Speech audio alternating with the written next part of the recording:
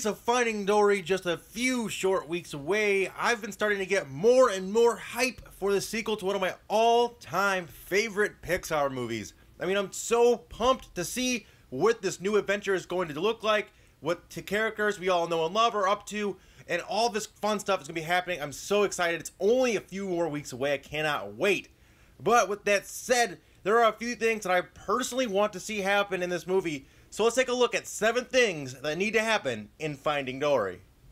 Okay, first off, we need to see the Fish Tank Gang characters again. This group of characters were some of the funniest and most unique in the entire movie, and they need to make a return in the sequel.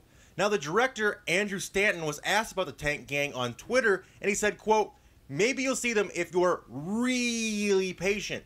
Which kind of leads me to believe that they won't be featured in the movie, but instead will make their return in a post-credit scene blooper kind of reel. I'm not sure.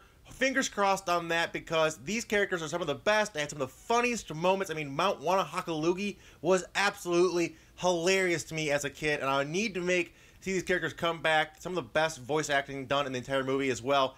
Maybe we'll see how they ever found their way out of these plastic bags in the end post-credits. Hopefully we'll see that.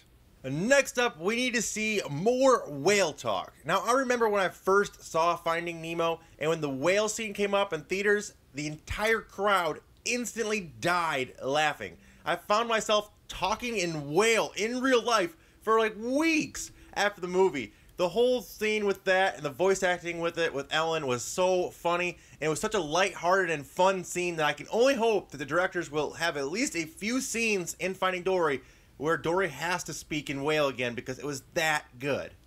Another post-credit thing to hope for is the typical Pixar blooper reels. Now, they usually do this cute little funny blooper short that is a mixture of jokes and outtakes from the voice acting cast that they've animated and put into these couple-second shorts, and they put a couple of them together and have a couple minutes of jokes at the end of the movie. They've done this in the past for so many movies, like Cars had one, and all the Toy Stories had one, and most of the movies do. So hopefully we get more of that, and we can squeeze out a few more laughs after the credits are done.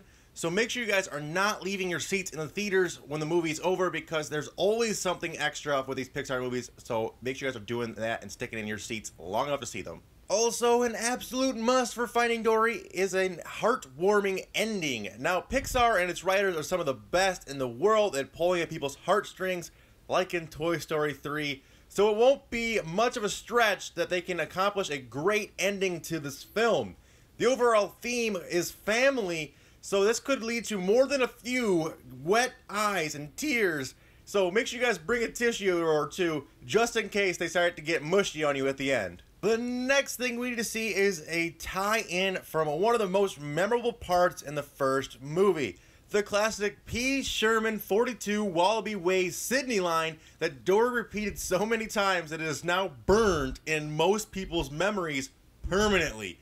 It would be so cool if they could somehow sneak this address back into the movie to pay homage to that line in some small way. And I believe that we will be seeing this, so make sure you guys are keeping your eyes peeled for mailboxes, mailing address, packages, anything that we can see an address. They might try and sneak this classic line from the first movie back in.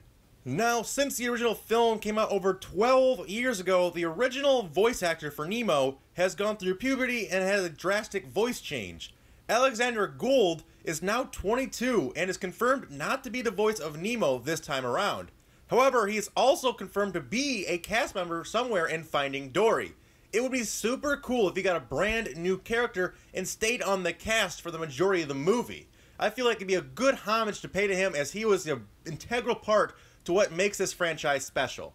And finally, the most important thing that we need to see in Finding Dory is Pixar cameos and Easter eggs. Pixar is famous for hiding these little things in all of their movies.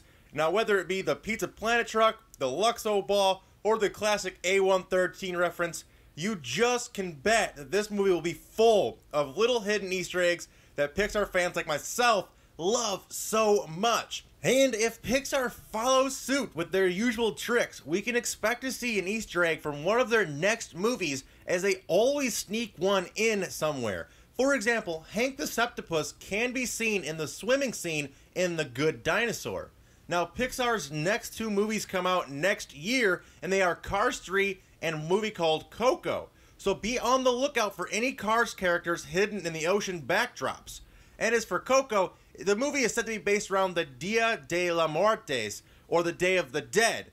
And all we've seen from it is this kid with a guitar, so keep an eye out for him, maybe as a background, or maybe snuck in there, or anything with skull imagery on it, as that is based around the holiday in the traditions. So make sure you guys are keeping an eye out for that. But anyway, we definitely need to see more Easter eggs, throwbacks, things like that are absolutely great. It's what makes the Pixar universe so special. It's what keeps us coming back, is to have these Easter eggs and these kind of things like that make it worthwhile. Anyway, that's all we have time for today, guys. I hope you guys enjoyed. If you guys did, make sure to hit that like button. It helps me out so much when you guys hit that like and share button.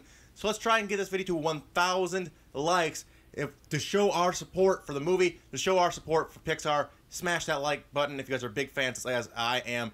Also, if you guys are Pixar fans, you may want to check out my friend John Solo's channel, as he is an absolute expert on Pixar and has some amazing videos that you guys will for sure enjoy. Link to that be in the description as well, and in the end slate. But until next time, guys, remember that's always KMACK time somewhere. Take it easy, and peace out. Oh, and before I get out of here, today's code word you guys can drop in the comment section down below to let me know we made it all the way to the end of this video is going to be Nemo. So make sure you guys are dropping that in the comments. Alright, guys, take it easy.